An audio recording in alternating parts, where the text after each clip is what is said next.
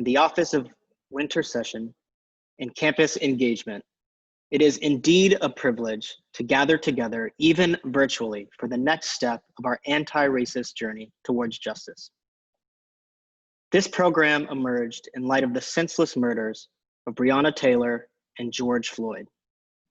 As we worked on this program, I returned to my hometown of Charleston, South Carolina, where 9 innocent parishioners, some of them mentors and friends, were also senselessly murdered.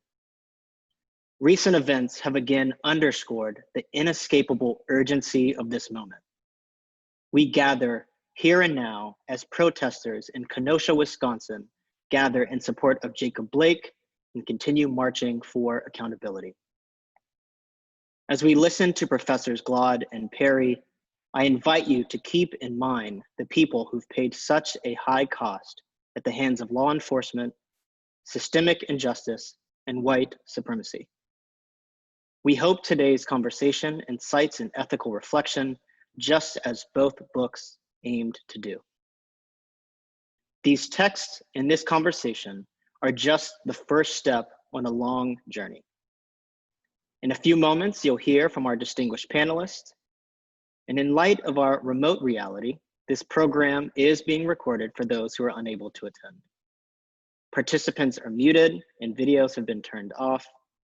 You are encouraged to submit your questions throughout the program using the chat feature and use the thumbs up feature to upvote questions you'd like asked. I now have the pleasure of introducing Chitra Parekh, student body president and a member of the great Princeton class of 2021. Thank you so much, Ian.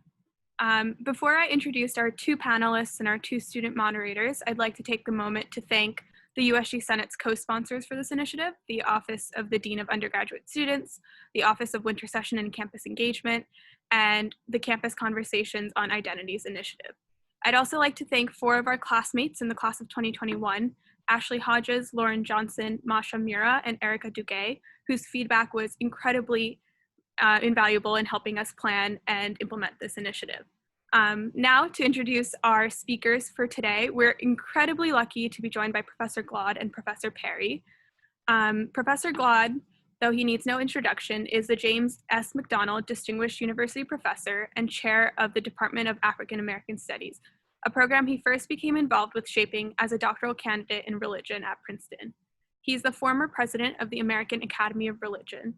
He has authored numerous books, including Democracy in Black, How Race Still Enslaves the American Soul, Religion, African American Religion, A Very Short Introduction, and Exodus, Religion, Race, and Nation in Early 19th Century Black America, which was awarded the Modern Language Association's William Sanders Scarborough Book Prize. Professor Glaude is also the author of 2 edited volumes, and he has written for the likes of the New York Times and is a regular commentator on MSNBC.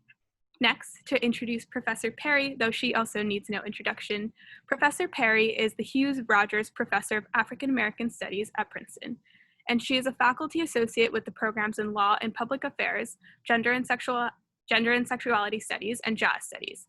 She is the author of 6 books, including Looking for Lorraine, The Radiant and Radical Life of Lorraine Hansberry, which received the Penn Bograd Weld Award for Biography, the Phi Beta Kappa Christian Goss Award for Outstanding Work in Literary Scholarship, the Lambda Literary Award for LGBTQ Nonfiction, and the Schultz Grant Award for Nonfiction from the Publishing Triangle.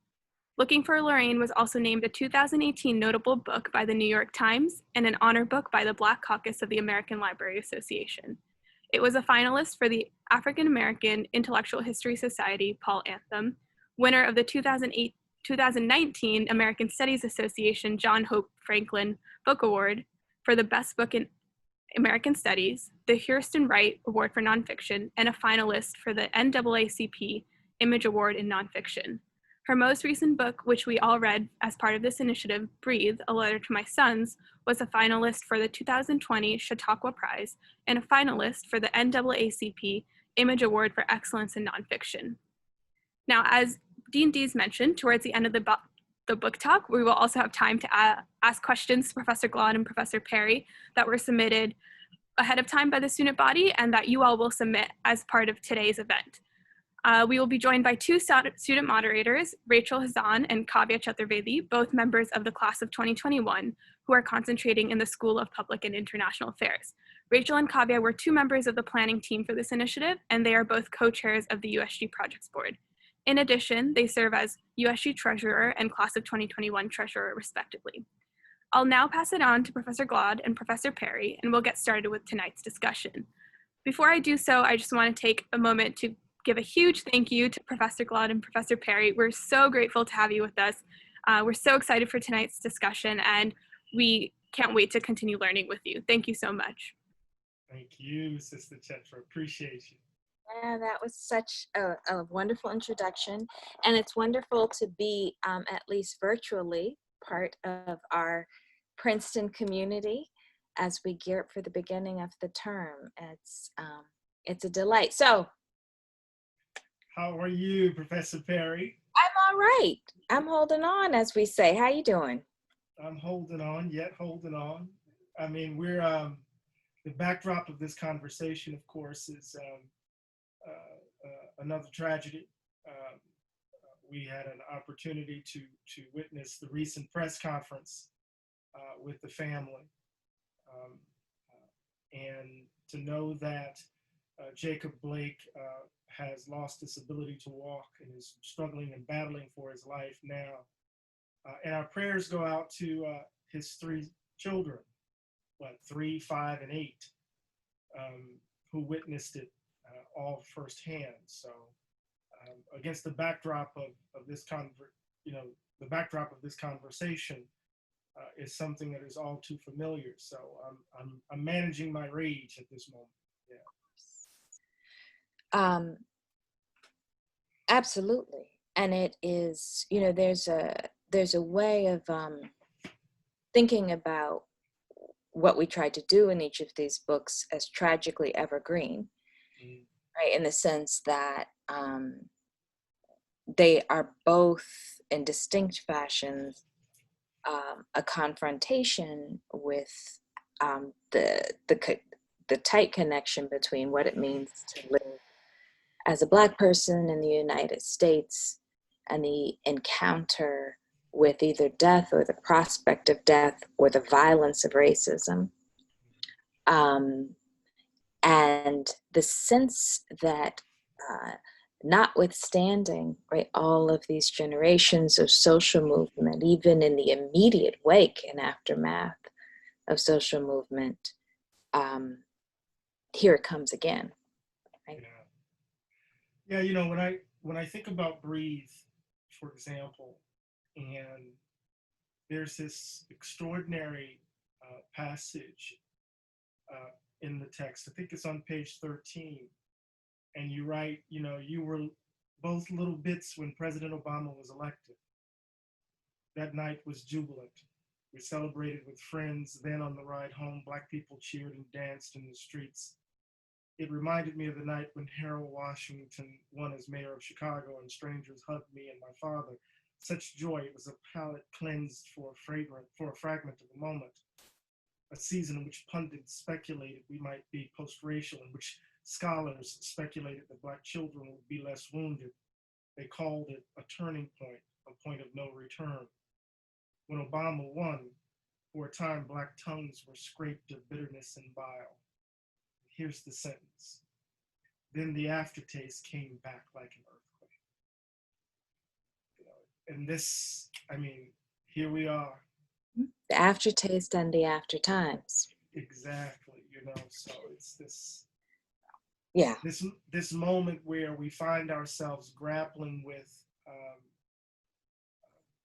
not so, I don't like the word backlash, but this moment where there's a reassertion of the lie in the face of the possibility that we might just be otherwise. Right. A reassertion of the lie in light of cruelty, barbarity, violence that comes with both of those. So yeah, I kept thinking about your book, Breathe, as I was thinking about those babies. Yeah. Well, I thought about my babies, and and as I was thinking about our conversation tonight, your baby, who is an adult, but is also, you know, that this is one, the unreliability of tomorrow, right? And a society in which we think of ourselves as sort of planning for the future, right? In a kind of straightforward trajectory, is haunting and harrowing. But there's something that I, you know, related to what you just said, that I wanted to kind of connect to the political moment, if that's okay, because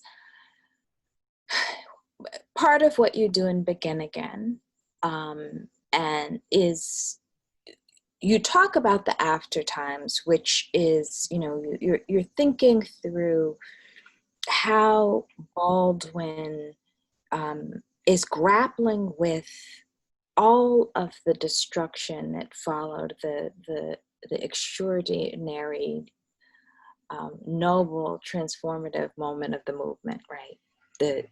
And I think you're right to be resistant to the word backlash, right? In a sense, that is what the country is and was in some profound ways. There's tension there, you know, it's a push-pull.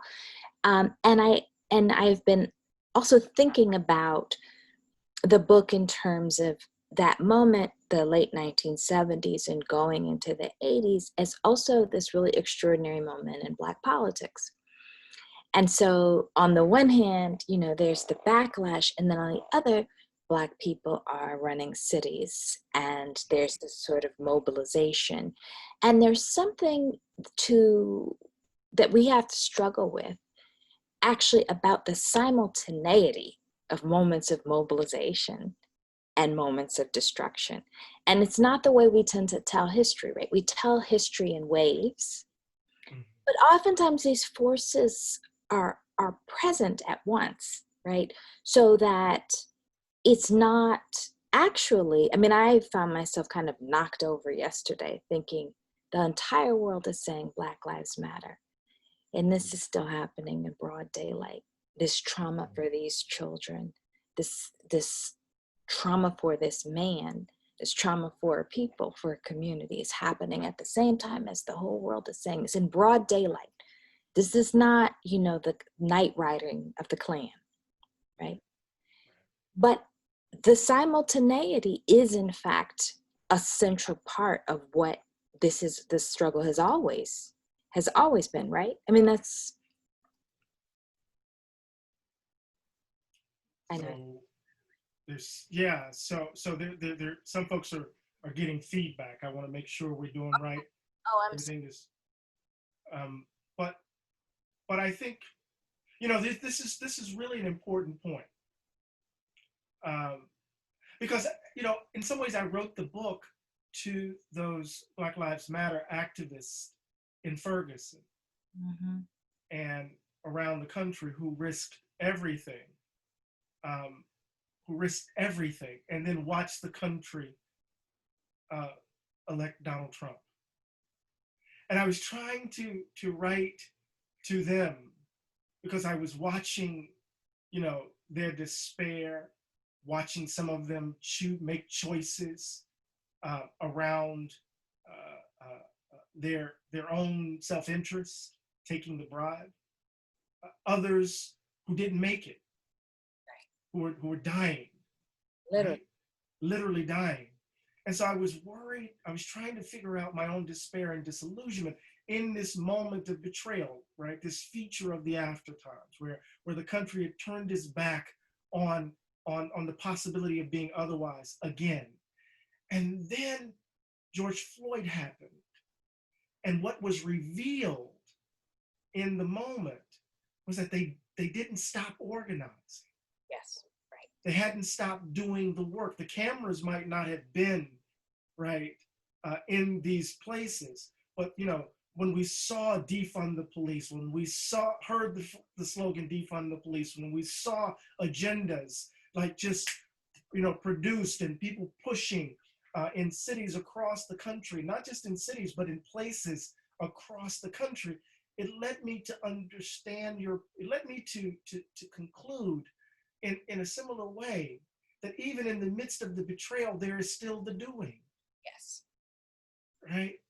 There is, even in the midst of potential despair, there is still the work. Right? And so Baldwin, in that moment in which the country is retreating, neoliberalism is beginning to take hold. The conditions are being put in place for the election of Reagan. There is the Gary, Indiana Convention of 1972, which led to an expansion of Black elected officials across the country. Mayors, right? As you rightly note, from local to state government, and even in terms of the federal government, we see a massive expansion of Black elected officials, as I say. And then on top of that, we see an expansion of the Black middle class. Right? We begin to see an expansion of the Black middle class. But alongside of that, we also hear the discourse, the rumblings of the Black quote unquote underclass. We hear all of this language. So there are different sorts of questions that are emerging. And so Baldwin, by 1987, the last book is The Evidence of Things Not Seen, where he's grappling with that question that you and I always grab. What does it mean that these babies are being murdered in a city that's run by all of these Black people? What does it mean that all of these Black people hold this power and white supremacy still obtains? So I think you're right. How do we think about these things in tandem, right? That in waves, ebbs and flows, constitutive, you know what I mean? Does that make sense? Or am I rambling? Absolutely. No, I think that's absolutely right. And since we have the opportunity to be speaking with undergraduate students, to me that's such an essential lesson. So when you make the point that the organizing continued though the cameras were gone, so that the moment finds those who are organizing, I think that's similarly the moment finds those who are studying, right? So there's one's life when you are called to bear witness, to speak truth to power, perhaps to take your body to the streets, right? And whatever form it takes to be a person who is, and excuse the romantic language, but a warrior for justice, right? In some form or another.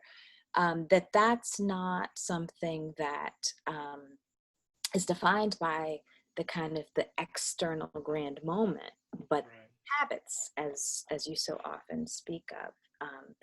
And I think for me, part of what was the effort in imparting that lesson in Breathe, right, to my children, but really to young people broadly and to all of us, right, because we're all constantly growing, is that one turns to tradition, one turns to the sort of labors of love, one turns to the practice of care as part of all of that, right? In the midst of how unsure, how uncertain, and how vulnerable we all are, right? We have some things to hold on to. And I want to say something related to that about Begin Again, and also about Baldwin, because part of what I want to emphasize to everyone we're here in conversation with is that, part of what is so remarkable structurally, so I'm going to talk craft a minute, but about the book is that, this is the moment, and many of you, I'm sure, are unfamiliar with this, even if you have read Baldwin before, is that, late Baldwin has traditionally been described as sort of less artistic, kind of, although who's always overtly political, but kind of his style falling apart is a response to crisis and a kind of decline, a narrative of declension. And what you trace is actually how Baldwin, through art and craft, captured that moment both in terms of a moment of history and in terms of his sensibility. And then you do it in your crafting of this work, where you have all of these innovations in how you deal with time and history.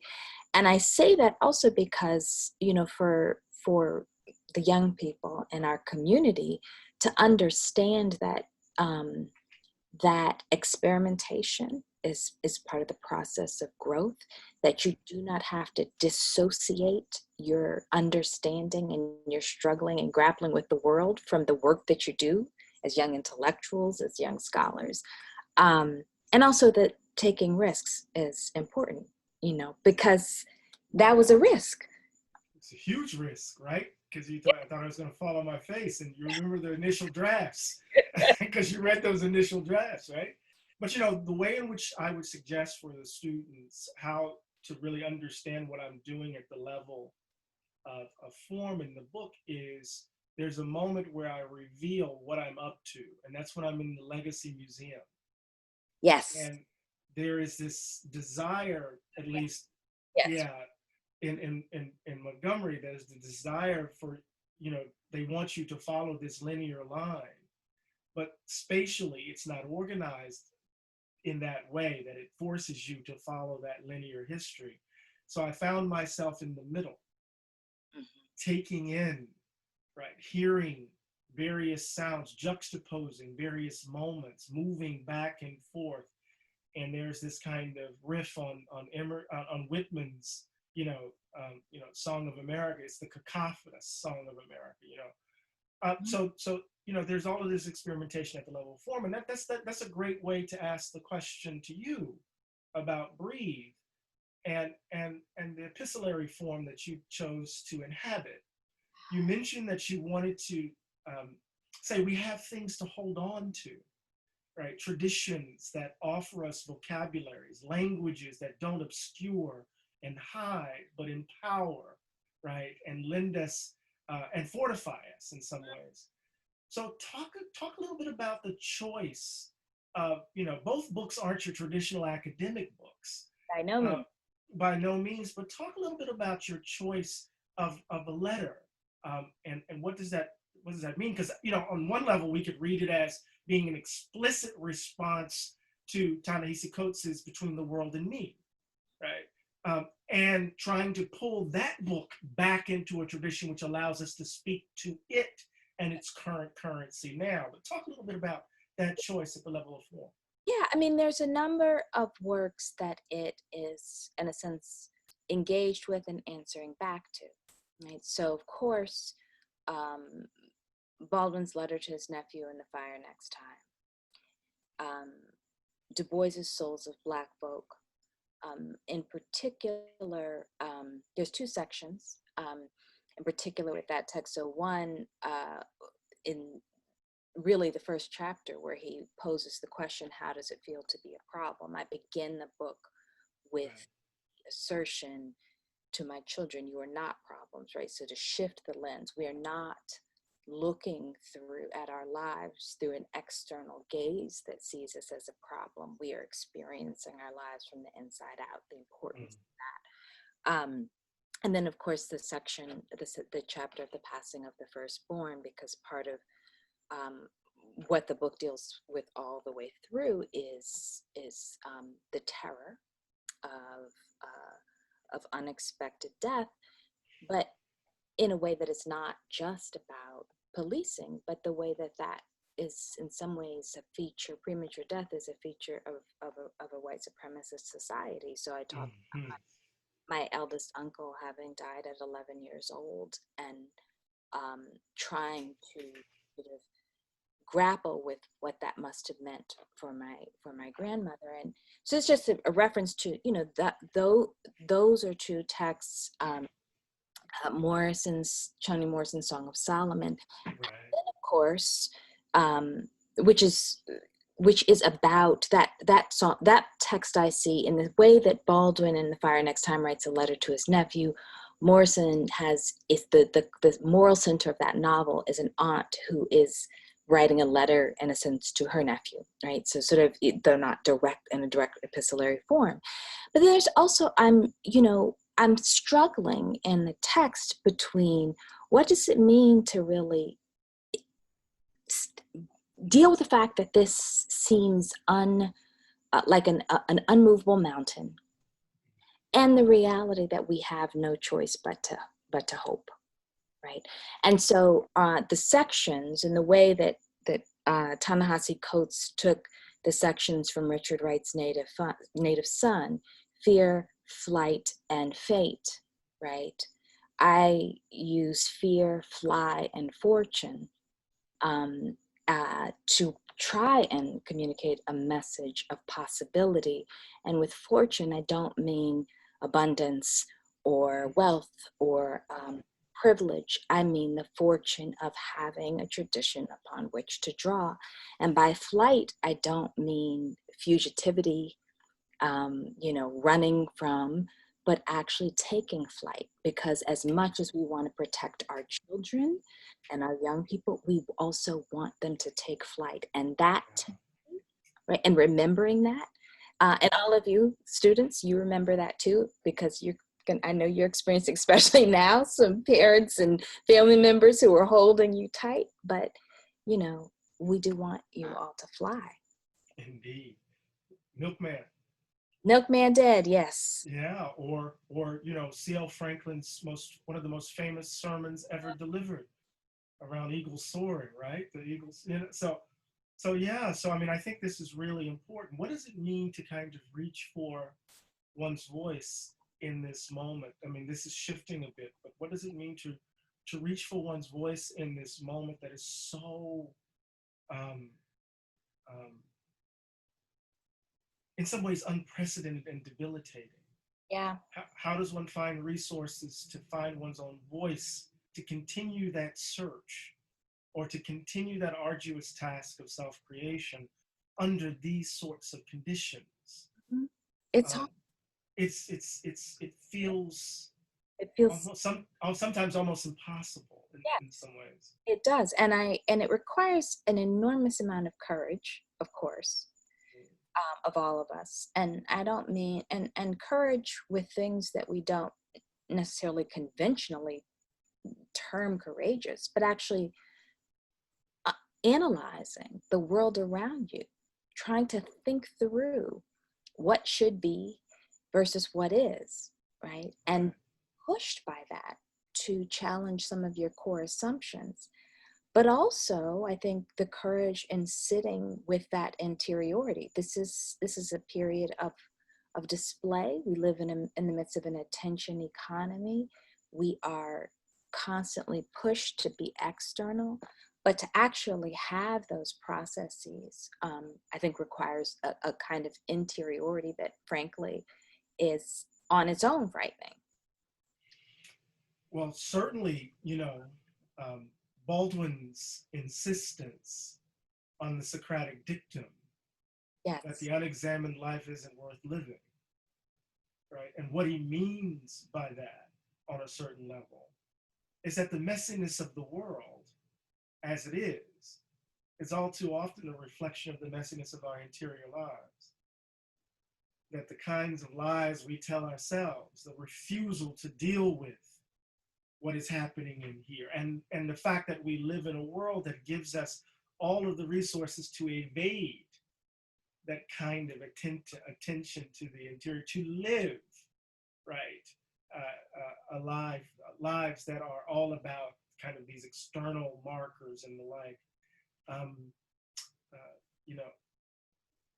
kind of lends itself to us all living lives in some ways, right?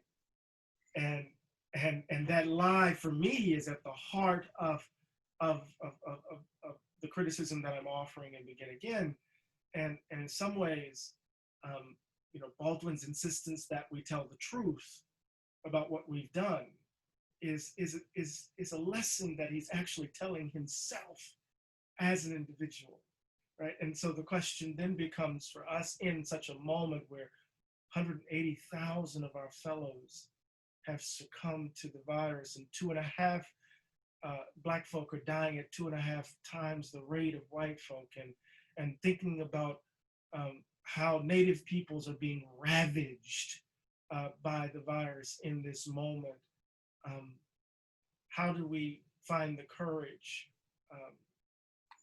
to do that work of seriously interrogating the scaffolding of lies that hold us up? Because you know what, the lie is still functioning and still doing work in this moment right now. In fact, it just started. I'm just kidding. That's a bit too partisan. You get the point.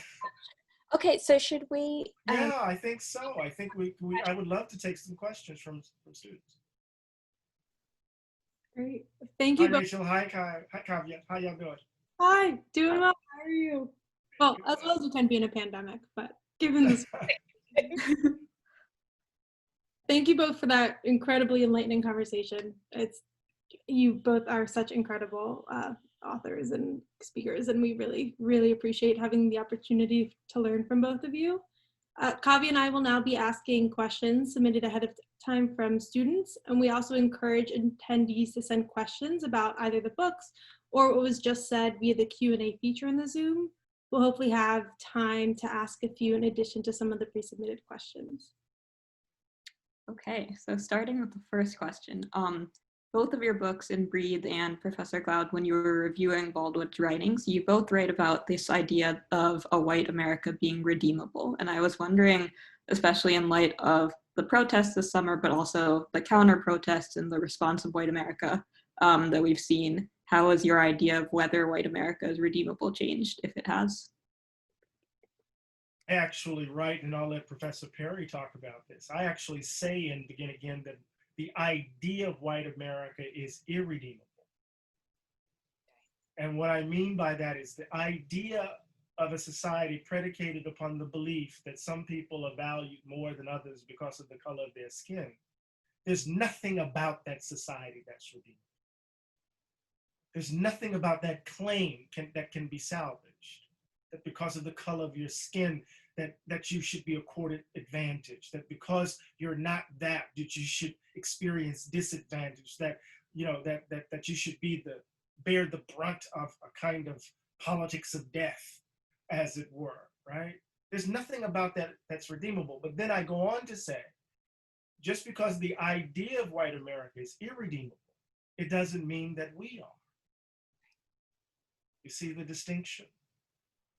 And I think it's really important, particularly for Americans, to begin to disentangle their understanding of themselves, particularly white Americans, to disentangle their self-identity from an understanding of America that's bound up with what I call the value gap. And for some people, it's very hard to even imagine that being possible. What do you think, Professor Perry? I mean, you know, for me, that is a moment of deep vulnerability in the text, because I mean it when I say I am afraid, right, of the prospect of a clinging to a conception of whiteness might not cease, and that I'm looking in the text to my son's generation, just your generation, to in some ways to not prove otherwise, but to actually give us renewed hope. It's hard, you know, one of the things that we are often asked to do is to offer diagnostics. And I think on this matter, after so many generations of struggle and resistance and scholarship and knowledge production and ideas, that prognostication in some ways is a trap, that it is in, you know, to reiterate something Professor Glaude said, it's in the doing, right? Oops, can you all hear me? Yeah. Can you hear me? Yes. I couldn't see if my screen went documented, but the question of is it redeemable remains to be seen. And I think that the way that it will be answered is in part dependent on how we tell and look for history, so that the idea that there ever was a white America is a fiction, right? From the very outset, this has been, there's, of course, there's waves of migration and immigration and different definitions of race, but this has been a motley place for time immemorial. And the question is, how do we account for it? How we account for it even shapes whether we can, how we name it, historically and presently. This is why I say the idea of white America is irredeemable, right? So this is really important, because it's trying to get us to see what, at the level of language, at the level of ideology, what work this is doing, right? But anyway. Yeah. Professor Glad, you write about the lie in your work, and you discuss how it malforms the American psyche. In what ways do you see the lie malforming our day-to-day lives right now? And how do people counteract or reject the lie as a way to disassemble the racist superstructure of our society? Ask the second part again. Of course. How do people counteract or reject the lie as a way to disassemble the racist superstructure of our society? Right. So, remember, the lie is the broad architecture that protects this belief that white people matter more than others. Jimmy Baldwin writes in an essay in 1964 entitled The White Problem that the country was founded on a fatal flaw, that if these Christians who thought they were coming to found a democratic nation, right, had to reconcile the role that these chattel were playing, and what he said is that they came to the conclusion that these people weren't men and women, because if they weren't men and women, then no crime would have been committed. And then he says that lie is the basis of our present trouble. So the lies that we've told about Black people's capacities, the justifications that we've provided in order to justify policy decisions that distribute advantage and disadvantage in particular sorts of ways, the way in which we built a society to reflect this different valuation, and the lies that we tell ourselves about that is that America is the Redeemer nation, that we're the shining city on the hill, that we're an example of democracy achieved, right? So one of the things that we have to do is tell the truth, right? Tell the truth. So right now we had a debate just not too long ago about Confederate statues, right? And what we saw around that debate, it was about public memory. The history is already more complicated. We know that, we study it, right? But in terms of kind of public memory, there is this belief that these statues are just heritage, that these statues are just monuments to those veterans of the Confederate War, when in fact we know that those are monuments to an ideology, that they are reflections of the lost cause. And the lost cause was a lie, period. It's a lie. Now, and so part of what we have to do is tell the truth. As Jimmy Baldwin would say in his essay in 1962, as much truth as one could bear, he says, we must tell the truth and then a little bit more, right? We all can't be poets, but we damn sure need to all bear witness, right? So that's how we have to address this matter right now.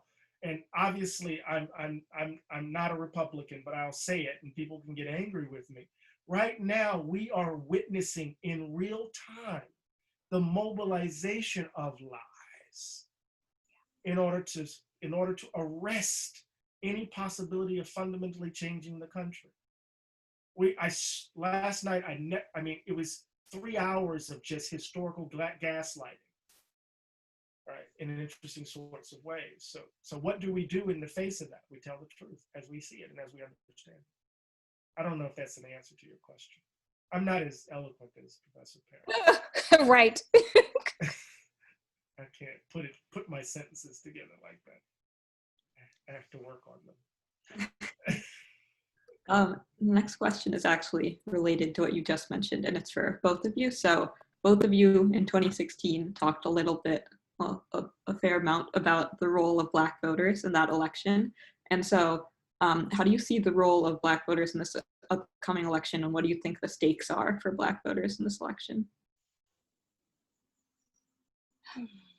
Well, I'll say this is less my milieu, so maybe I'll go first on this. I mean, I one of the things I feel strongly about is that politics cannot be reduced to national election cycles. Political commitments are evidenced in our daily behavior.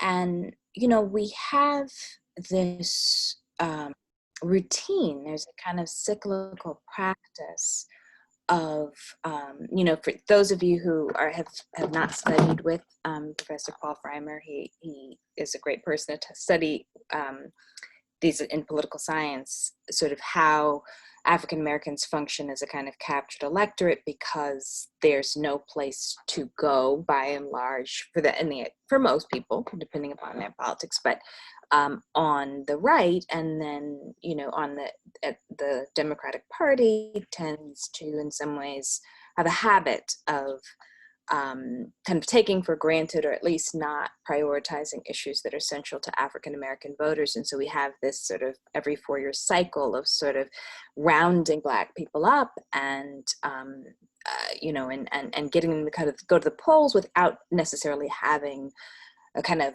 accountability to the interests of the most loyal participants in the Democratic Party. I do think we're at a moment where actually the nation is in the midst of an existential threat, simply at the level of functioning institutions. So there is an urgency, I think, in this moment, irrespective of one's politics, to kind of restore law, sanity, and order. That's my personal belief. But I also think that should not ever be a reality that is used to refuse a rigorous conversation about political institutions of all sorts, and the ways in which political institutions as they stand often fail to be deeply democratic. And that's at the national level, but that is also evidenced in various ways at the local level. And so we have, I think, a responsibility to remain engaged and actually to kind of push for representation. And by that, I don't mean the media representation or visual representation or identity representation, but representation in the political sense, right? So that representative democracies mean that the representatives represent the interests of those who vote for them. So I'll stop there. Ditto. I agree with her. I think Black voters are gonna play a critical role in this election cycle. Just to add, just a footnote, we've seen this in the midterms, we've seen it in special elections, we've seen it at the state and local level. Turnout is going to be historic. In some places, Black turnout has surpassed the Obama levels without Obama on the ticket. So there is a sense in which Black voters are motivated, and they're motivated for a variety of reasons, right? And they're not just motivated because Jim Clyburn told them to vote in South Carolina, and they're not just motivated because Joe Biden selected Kamala Harris as his vice presidential running mate. There are a whole host of issues around policy that I think are driving Black voters' interest in this election, and you're going to see the impact of that turnout at the presidential level and down ballot. So it's going to be a really, really interesting moment come November. So that's just my footnote to Professor Perry. In the third chapter of We Begin Again, you say, in moments of revolution or profound cultural shifts, one of the first things people remove are subs of the old values. As you write about the BJL sit-in and activism to remove Woodrow Wilson's name from the School of Public and International Affairs and the residential college. Since you wrote the book, as hopefully everyone knows by now, Princeton decided to remove Woodrow Wilson's name from the school and the residential college back in June. So do you think this decision, among larger protests, the removal of Confederate statues across America, and larger conversations about race, is a strong indicator that we're facing a profound cultural shift? I wouldn't use the adjective strong. I would say it's an indicator that we are on the precipice of something. I don't know what it will be. But look, we have a tendency in this country to tinker around the edges and then self-congratulate and then expect gratitude. You know, it's easy to take down, it's relatively easy to take down a Robert E. Lee statue in Charlottesville, or, you know, John C. Calhoun, you know, mural at Yale or whatever, or take down Woodrow Wilson's name, relatively easy. But, you know, what do you make of the highways in the city of Chicago as monuments? Right. You understand what I mean? So Explain. cities, you see her, cities are zoned in particular sorts of ways. Highways were built to reflect particular racial ideologies, right? To bisect cities, to in some ways, to cordon off Black neighborhoods, destroying old Black neighborhoods, doing a range of, so what if our highways that surround urban spaces are actually monuments to an ideology? So it's one thing to take down a statue and then pat yourself on the back, or another thing to take down Woodrow Wilson's name and pat yourself on the back. But the structures, right, of inequality, the structures of an ideology that have defined the institution since its formation still remain in place, right? So my hesitancy to your question is that we tend to want to overstate the initial gesture, and then we stay there, right? This is just the beginning. It's an initial gesture, right? So what we will make of it, I'm not sure. But history suggests we're not going to make much of it. May I just a small thing to that, which is, you know, I think it's important also to grapple with the moment of tearing down the monument in this way, right? If it becomes, I do think there, you know, there is something to be said when people say, well, that's a form of erasure. And I don't mean that we should keep the monument up, but what does one do with the absence, right? Does the absence then function as an erasure of the memory of what it meant to idealize, to fetishize, to honor, right, these figures? Or do we take it down and then we continue to try to think about, well, how was that embedded in who we take ourselves to be? Why did those monuments stay up for so long, right? What work were they doing on us? I mean, I think those, and so those kinds of questions, I think particularly when you're talking about smaller communities, right, as it's not quite the same thing as a city or a municipality, but an institution, that has to be a continuous. Has to be. Yeah, that has to be. Yeah. I'm sorry, I didn't mean to cut you off. No. Okay. Okay. So in both of your writings, one student was wondering, how have you been able to cope with the trauma of past and present racism while still being able to pursue work that tries to resist racism? How have you balanced both of those things? Professor Perry? I mean, I'm very, let's see, wait, I will say this. I wrote a piece about this, actually. I'm always very deliberate about wanting people to understand that there is abundant joy in my life and in our lives as Black people. And that the existence of joy must always coexist with the reality of racism and white supremacy and the repetition of traumatic events, that it is a form of resistance, but it's also a form of, for lack of a better word, of making do, of weathering the storm.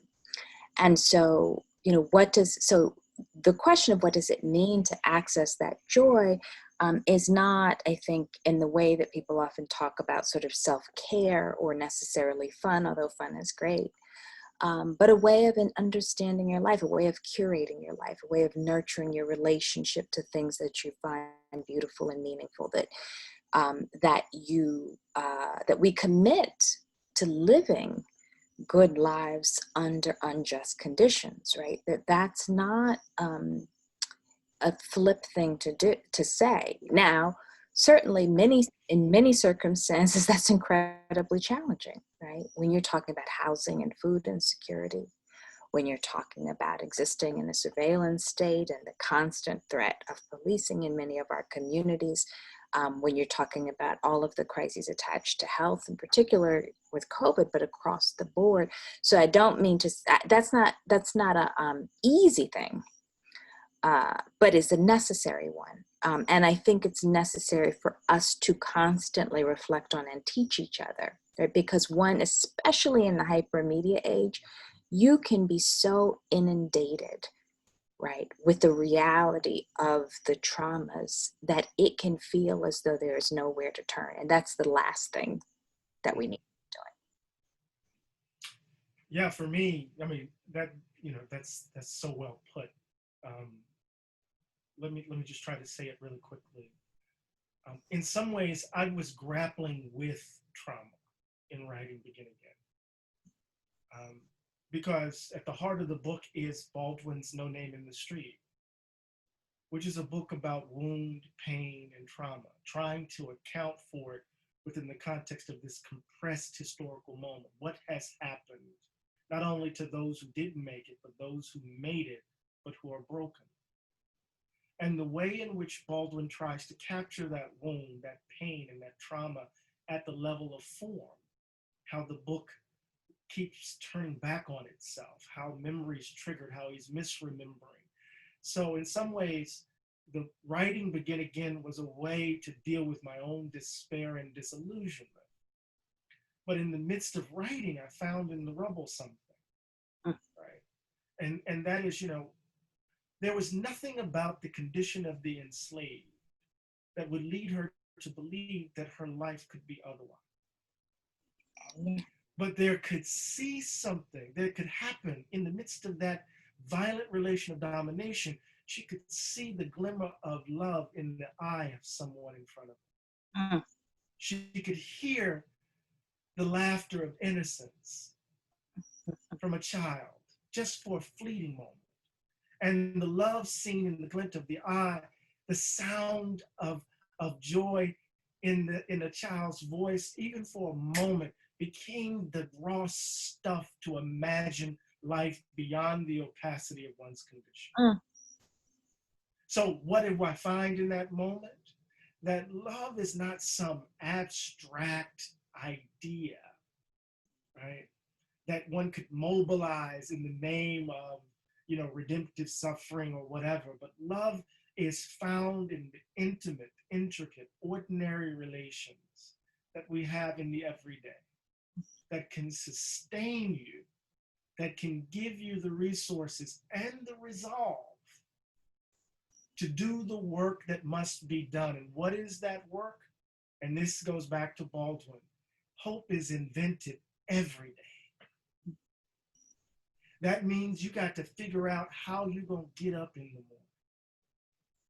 Hope is invented every day because the world is throwing, slinging arrows and stones and all of this. How will you get up in the morning? Hope is invented every day, and that's rooted in connection, intimate relation, love, right? And I can hold that even as I'm dealing with trauma, wound, pain, and my rage, which lights the kiln, right? But anyway. In the last few minutes, we'll wrap up with one question from the chat from Sydney Johnson. How do we make space for ourselves and a new reality amongst those who cling to the idea of a traditional America, especially in prominent positions, as they consider it to be their only source of identity? I just ran my mouth. It's your turn. Yeah, I mean, this is, it's a wonderful question. And it's a challenging question because, of course, it's about the art of appeal, right? It's about appealing to someone to see the world differently.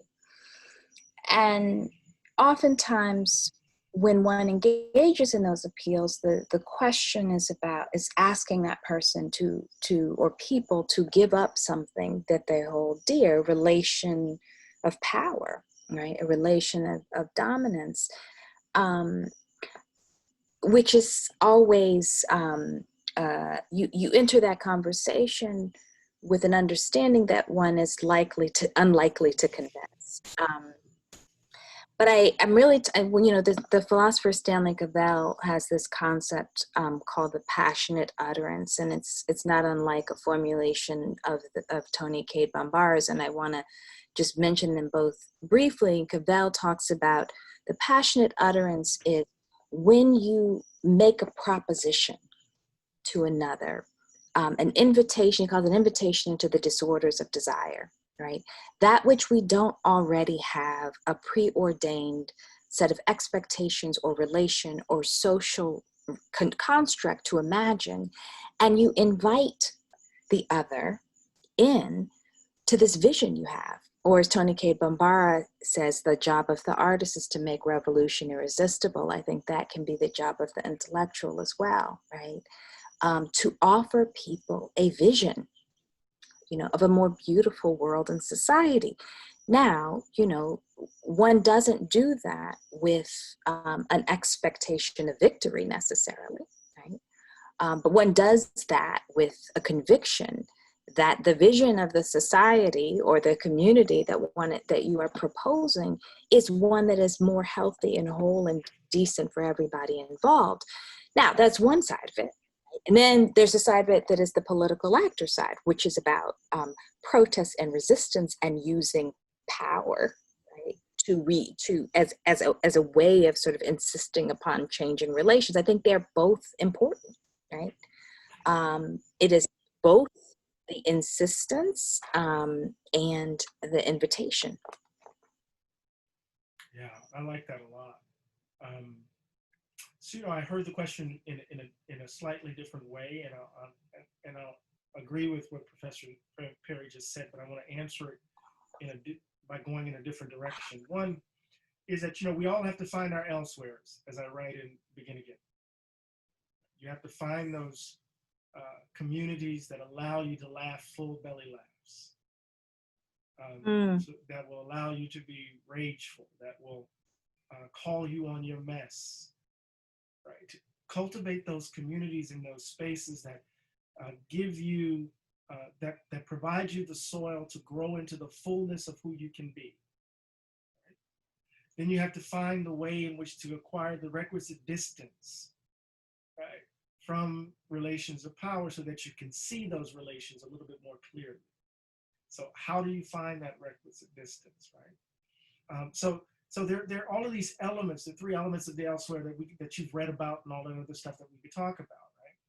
But then there's this thing there's this component that's really important to sustaining oneself. There's only so much we can do once the invitation has been extended. Because we want to expand that community of love. We want to expand it, that community of love where we can laugh our full belly laughs, where we can be who we want to be. I just want to be. I want to just be me, and in all of its evolution, right? And all of what that will mean over time and space, right? But sometimes, that invitation can only last for a certain while. And I don't want to spend my energy trying to convince people who reject the invitation that they ought to accept. Instead, I want to spend my energy building a world that the invitation represents.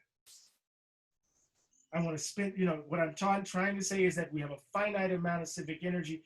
We spend a lot of time trying to convince people who hold noxious commitments that they shouldn't hold those commitments, and then we don't have enough energy left to build the world that we aspire to build.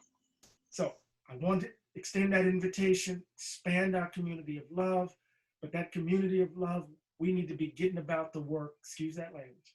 We need to be getting about the work together of transforming our institutions, transforming our communities, transforming our world. And then the invitation is even starker. Choose. Right, because you built something. Because we built something. Now you have to choose, because either you're going to join it or you're going to be left behind.